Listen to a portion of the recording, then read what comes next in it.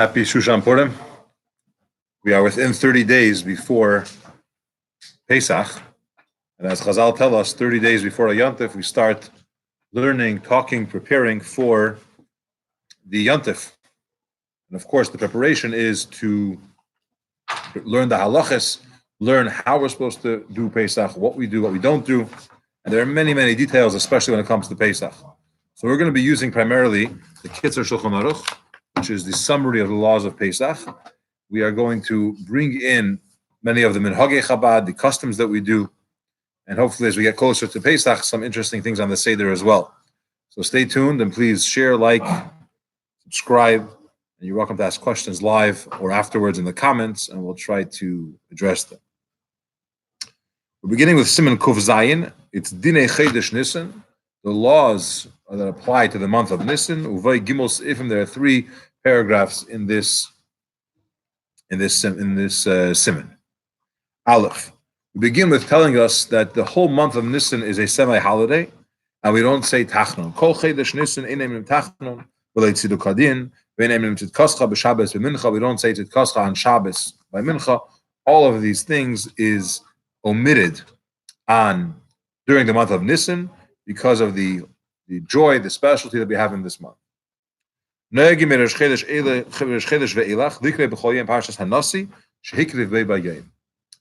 have a custom that throughout the entire month, this is the first 13 days, really 12, on the 13th day we continue, we read about the Nasi, the leader of every tribe, what carbon they brought, what offering they brought as the Mishkan was inaugurated, special carbon was brought. We read from it every single day of the beginning of Nisan, which is really the reason why we don't say Tachnon through this month, because the principle is that any time you have a month that has a majority of the time, you're not going to say Tachnon, and the rest of the month you don't say Tachnon.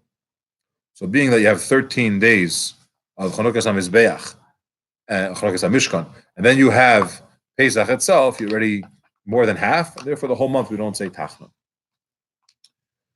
After we say the Nasi, we have a Yehi Ratzon that we say, and the Yehi Ratzon basically essentially means that if we are from a particular Shevet, in other words, if we come from that tribe, which today was their day, we ask certain prayers in connection with our neshama, where we come from.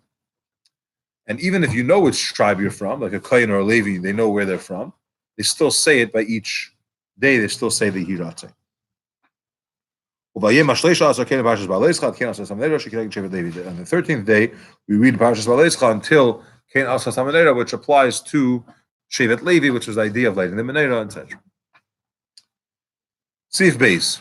Ein misanin be'afilu tainas yartzeit. During the month of Nisan, a person does not fast, even if they have a yartzeit. They have passing of a loved one, and they usually fast. During this month, don't do it. Awal tainas cholim misanin, but a fast for a bad dream, if someone decides they want to fast, which is not usually done, but if they do, they are allowed to in this month of Nisan, even though it's a auspicious time.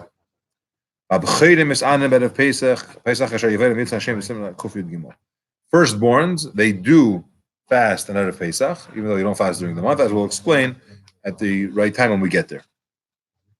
Chasan and Kala, which fast because it's their mini Yom Kippur, the day of their wedding. In the month of Nisan, they still fast. Even the first day of Nisan, which is a very special day, they still fast then as well. Gimel. Shabbos HaGadol, Shabbos before Pesach, it's called the Great Shabbos because the great miracle that happened during this time. For Mincha, we say especially Avodah Mayinu, which is a section of the Haggadah of Pesach. The Shabbos before, we say it after Mincha. Because on Shabbos HaGadol, we had the beginning of the redemption of the Jewish people and the great miracles that happened, which was when the Egyptians found out that the firstborn is going to be killed, and many of them are firstborn. So they came to their fathers and they said, let's let the Jewish people go. We saw the other 9 plagues came to fruition. We don't want to die. And the fathers didn't want to let them go. So it started a war within the Egyptians themselves. It was like a civil war for the sake of the Jewish people. They didn't even have to fight. The Egyptians were fighting for them. It's a very big miracle, and it's the beginning of the Exodus from Mitzrayim, and that's why we say part of the Haggadah then as well. It's also very good preparation for Pesach, getting in the mode when you say part of the Haggadah. The next sections talk about the flour, the wheat for Pesach, when you cut it, how you cut it, the water that you use. We're not going to learn these things at this time because most of us are not baking matzah, and if we are having it with an oversight or in a bakery that knows what they're doing. But there are many details involved to make sure that the matzah is kosher for Pesach and mehudar for Pesach. It's not just flour and water and it's done, but it starts long before the wheat is even cut. Let's Erev Pesach, the evening before Pesach, before Erev Pesach, we search for chametz. The chayavin livdek miyad b'schilas halayla. A person is required to search from the beginning of the night. This is a very important mitzvah, and you should do it as soon as it gets dark outside. But also the haschil lechel, so much so you're not allowed to start to eat, or or do any type of work which will distract you.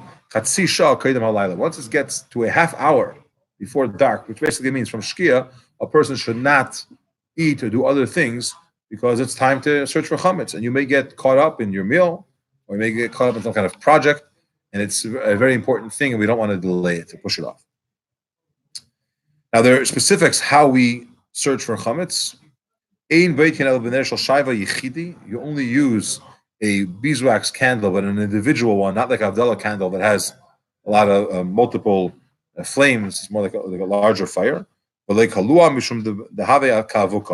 don't do it with a braided candle, because then it's like a big fire, and it's not the best way to search. If you don't have, for whatever reason, a beeswax candle, use a regular wax candle. We do search by the light of a candle. You have to search all the rooms that you're concerned that you may have brought chametz there. The custom is that we don't shut the light. Kids like to, but you don't have to shut the light at all. On the contrary, let's not forget the point is to search.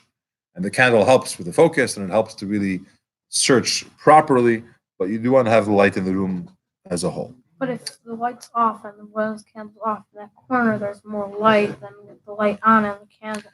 I don't know if there's more light. There's more candle light, but there's not more light in the room. The Rebbe had light on? I didn't know that. Okay. And the Rebbe also had the light on when he searched. But when we say rooms that you bring chametz into, it's important to recognize that some rooms you never bring chametz in. For example, if you have a Pesach kitchen or a Pesach closet, you don't have to search there for chametz if you know you don't bring chametz in there. Be extra careful because it's been open the last couple of days.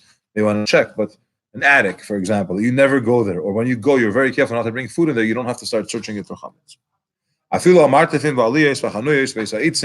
Even attics and cellars, attics, storehouses, places where you store wood, before the days of heat, where you had a shed that you would put all your wood there. Any of these places, if you have a reasonable concern that you may have brought chametz in there, or somebody brought chametz in there, you must check chametz. You also have to check all of the dishes, utensils, they have chametz in them. I think in this case, it probably means more than dishes, but boxes and maybe suitcases and other things that you have. It could be that during the year you put chametz in there. Chests, bags. You have to check the kitchen, so let's say it's already Pesach? Yeah. It should be checked before chametz. The whole thing is that you cleaned already before. You're not cleaning that night. Yeah. You're going again to check. Before you search, you should clean out well all the places. And clean it from all types of chametz. You want it to be easy to search. You have to prep all these places. You clean it out properly, and then you go and you look an extra search to make sure that you're inspecting literally, make sure that there's no chametz. Nefesh shel bakar, a barn. Thank you, of animals. But you put wheat there for the animals to eat. And the same thing is where you keep the coop, the chicken coop. You give them the various different grains to eat. You don't have to check those places. Probably the wheat didn't get it all chametz. And if you want to say that maybe it got wet and therefore it turned into chametz, It's animals, it's chickens. They're there for it's food. Their food. They would have eaten it up already before it would become chametz. And even if it did become chametz, they have consumed it already. But if you gave them already chametz, you're feeding the animal chametz during the year. Shenken al suffix echad. You only now have one concern, one suffix doubt. Maybe they ate everything. You don't rely on this. You have to inspect it. So there's two things here.